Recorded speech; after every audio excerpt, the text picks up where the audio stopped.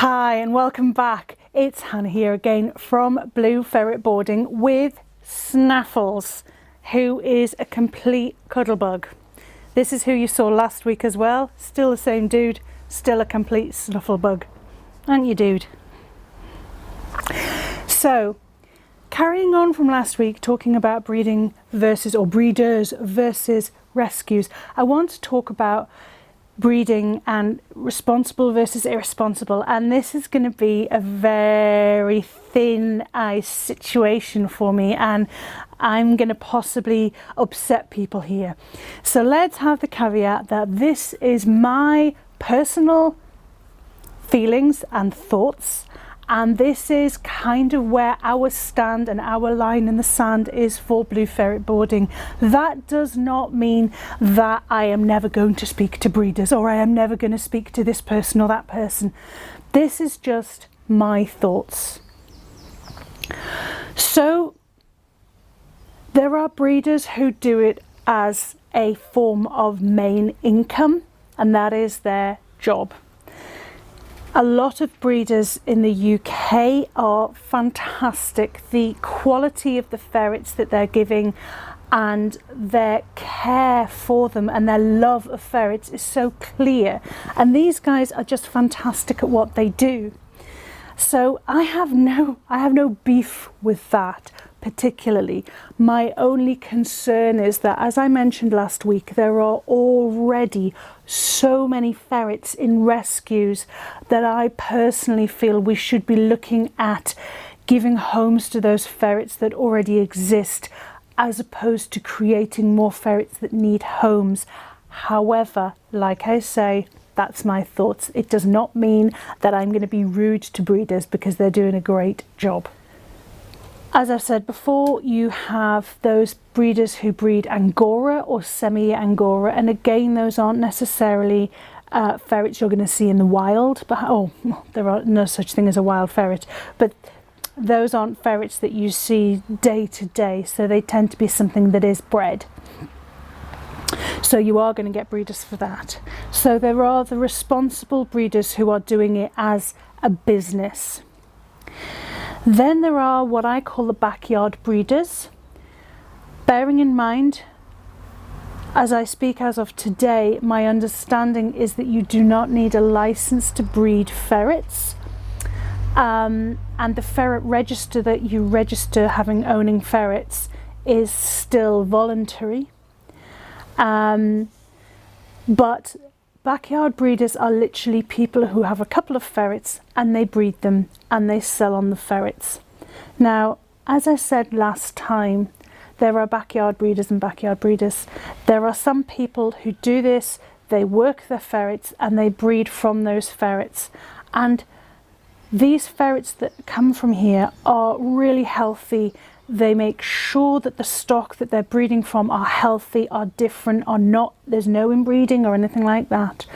And the ferrets have been handled, they've been socialized, and the ferrets that you get from there, for all it's a backyard breeder, they're loved, they're handled, and they're cared for, and it's great.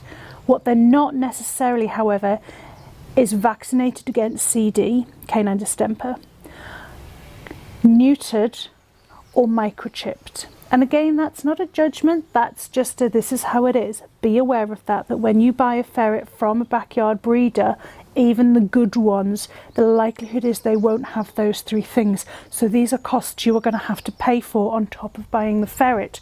And this is where the issues come, because people then buy the ferret, brilliant ferret, well, in good health, can't afford to chip them, can't afford to get them vaccinated for canine distemper, can't afford to neuter them.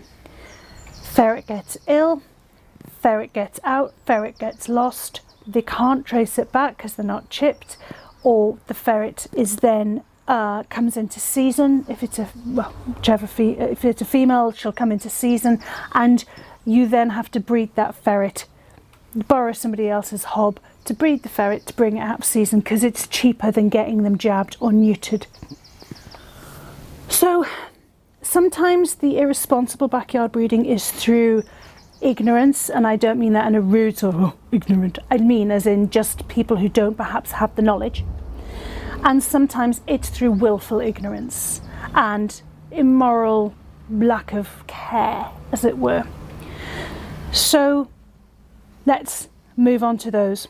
You've got those backyard breeders who perhaps can't be bothered to neuter, can't be bothered to spend the money, the time, whatever. So they just breed their Jill with any hob that's around, doesn't matter, just any hob. They then have a litter of kits, think this is going to be a nice little learner, I'll sell the kits, there's what, 6 to 8 kits in a litter, I'm going to sell these kits for 10, 20 quid, nice little learner, thank you very much, and he sells them to his mate who's got a little girl who thinks they're dead sweet when they're young. They are dead sweet when they're young, but they don't last very long being dead sweet, because as soon as they start biting and they start finding the world with their teeth, that's what they're going to do. And it's at that point they need socializing. They need to be shown where the boundaries are. Just like any other animal, you need to say these are where the boundaries are. And quite often in these instances, what I call irresponsible breeding, this doesn't happen. And I've seen it with my own eyes, where somebody has bought a ferret from a breeder, she brought the ferret back, she hasn't been told what the ferret ate before. It turns out that those ferrets were on raw food. She'd given them kibble. Well, these dudes didn't know what kibble was, so they weren't eating it, so they were hungry. They were scared because they hadn't been handled very often, and now suddenly they're in a house with a dog and with children and lots of new smells. They're hungry, they're in a new environment, they're not used to being handled, and so when she took them out, they bit her, and they bit her hard. Let's just say involved accident and emergency. Is that the fault of the ferret? Personally, I don't think so. That's the fault of the breeder. And when she contacted the breeder and said, look, this is a bit too much for me. I thought I could cope, but I can't. She couldn't get hold of the breeder. So what did she do? She did the best thing she could in the situation. She contacted the rescue, and somebody from the rescue came, picked them up, and now those dudes are in foster care, being socialised and handled. Just see where I'm going with this whole circle. So when I say there's breeding and breeding and breeding, hopefully you can start to see what I'm talking about here. So if you insist for whatever reasons in buying your ferret from a breeder, please be aware of what type of breeder it is. Don't be afraid to ask questions. Don't be afraid to join a Facebook group, speak to your local rescue to see what questions you need to ask before going to a breeder, or better still, contact our local rescue or a rescue near you, and I'll put a link up to where you can find rescues near you. If you're in a different country and you're wondering about this, because obviously we're UK centric here, just get in touch and I'll do my best to put you in touch with people who can help. I'll see you next week when we're carrying on this theme. Take care.